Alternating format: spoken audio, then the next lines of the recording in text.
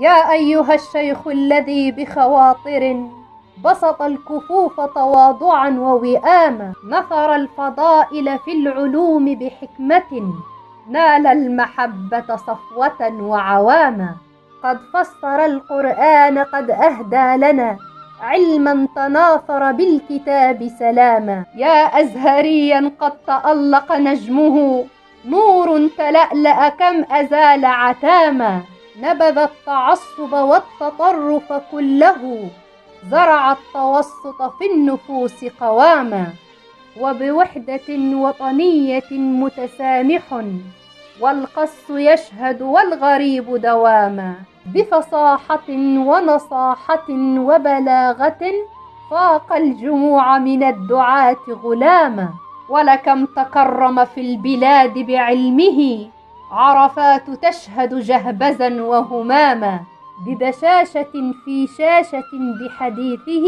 شيخ تألق في القلوب وهاما، ولقد وقفنا في اللقاء يقولها عند ابتداء في الحديث لزاما، رحل الإمام وقد تخلد فضله، ما زال يبني بالهدى أقواما، قل الزمان بأن يجود بمثله، سبق الفقيه بعلمه الأعواما، بانت ضغائن حقدهم بكلامهم، كم بان حقد في القلوب كلاما، ما ضر نبح أو أساء لشيخنا،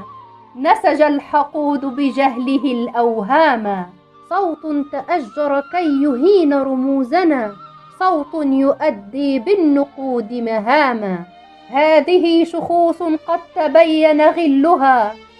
صرنا نكشف بالدليل لئاما، مهما لسان قد تطاول بالأذى، صد اليقين عن الكريم سهاما، فلأهل علم إن رأونا هفوة، ما ضر بدر أن يكون تماما، يا شيخنا يا صوت حق قد علا، إنا نراك معلما وإماما،